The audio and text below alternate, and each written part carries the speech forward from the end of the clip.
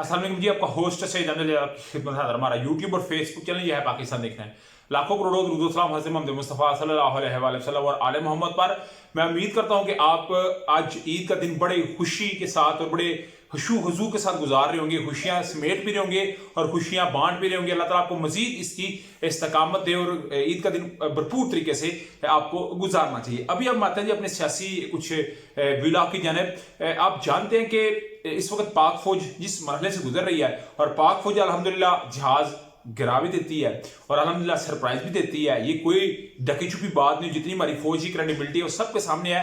मुझे उसके ऊपर ज्यादा बात करने की भी जरूरत नहीं। अल्हम्दुलिल्लाह कोई पाकिस्तानी फौज पाकिस्तानी का तहफ़्फ़ुज़ करना जानती है। मगर आप 35 सहाफ़ियों ने बाकायदा तौर पर ये बात कही है और एक बड़े जीयत के सहाफ़ी ने इस चीज़ को पानी दिया है और उसने एक टॉक शो के अंदर ये बात कही है कि जी पाकिस्तान के जो साबका आर्मी चीफ है जनरल बाजवा साहब, उनका कोर्ट मार्शल होना चाहिए, ठीक है, और उनके ऊपर ऑफिशियल सीक्रेट एक्ट का जो है वो लागू होना चाहिए। ये क्या बात है कि पेट्रोल नहीं है हमारे पास, डीजल नहीं है, हम जंग नहीं लड़ सकते, हमारे पास टैंक नहीं चलते। ये सारी मामला कुछ सामने आया और बड़े जब मैंने ये देखे, जब मैंने सुने तो मुझे तो बड़ा एक अजीब सा लगा कि ये हो क्या रहा है। मैं आपके साथ वो डिस्कस करूंगा, मगर उससे पहले मैं आपको बताऊं कि आज सिराजुल हक साहब जो इस वक्त मुज़ाकरती टीम के बड़े अहम रुकन है और वही सारे मुज़ाकरत करवा रहे हैं, उन्होंने आज मंसूरा में नमाज ईद अदा करवाई और फिर उन्होंने इस बात करते हुए कहा कि 2 मई की हम डेडलाइन देते हैं इस हुकूमत को मौलाना हिदायतुर रहमान को लेके। मौलाना हिदायतुर रहमान जी ग्वादर क्वेटा से उनका तल्लक है और ग्वादर के अंदर 100 दिन से ज्यादा वो जेल के अंदर हो गया। मामला ये था कि ग्वादर के अंदर ना मुकामी जो मछलियां पकड़ने वाले हैं उनको इजाजत नहीं है, तो बाहर से लोग आते हैं, मछलियां पकड़ते हैं, चले जाते हैं, तो वो वहां पे बेरोजगारी का मामला, तो वो वहां पे आवाज उठाते थे। तो उनको जो है वो एक तकरीबन 90-100 दिन हो गया कि वो जेल के अंदर है। तो बकायदा तौर पे ऊपर सिराजुल हक साहब ने कहा है कि अगर ऐसा हुआ तो फिर हम आपको बता दें कि अगर वो ईद के बाद रिहा ना हो तो फिर 2 मई को मुल्क गिर एहतजाज करेंगे और लग पता जाएगा कि जमात इस्लामी एहतजाज कर रही है। रात में इमरान अहमद खान ने सबने बकायदा तौर पर यह बात कही कि हम आइन और कानून के लिए जंग के लिए लड़ेंगे अगर उन्होंने अदलिया का फैसला ना माना। तो ये एक बहुत बड़ा कहते हैं कि नेटवर्क है मछलियों का ग्वादर के अंदर, और ग्वादर के अंदर तो बहुत सारी कमीशनें बनती हैं जिसकी 1.5-2-3 साल ड्यूटी लग जाए ग्वादर वाली साइड पे, तो वो तो बड़ा अरबोपति कहते हो जाते हैं। मगर ये मैंने आपको कुछ 2 मई वाली बात बतानी थी। उधर जी जनरल बाजवा साहब के मतलब बात की है हामिद मीर साहब ने। हामिद मीर साहब आप जानते हैं पीपल्स पार्टी के बड़े करीब है, बेटा बेटा करके मुहातब करते हैं जरदारी साहब, और जरदारी साहब कौमी असम्बली में खड़े होकर ये बात कहते हैं कि अच्छा इसका मतलब है मैंने भी कोई बात क्लियर करें तो फिर मुझे हामिद मीर के शो में जाना पड़ेगा। यानी कि वो हामिद मीर को अपना बड़ा करीबी समझते हैं।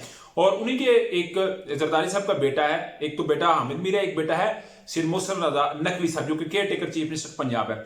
उन्हीं का एक टीवी चैनल है सिटी, और एक है सिटी 44। ये सारे नेटवर्क है। नसीम ज़ारा साहबा के टॉक शो के अंदर बैठ के बाकायदा तौर के ऊपर हामिद मीर साहब ने जो बात की है, मैं आपका ज्यादा वक्त नहीं लूंगा, मैं अपने टॉपिक पे आता हूं। वो कहते हैं जी कि जनरल बाजवा अपने आप को नोबेल प्राइज दिलवाने के लिए कश्मीर का एक खास हिस्सा अंडरस्टैंडिंग के तहत दिया था।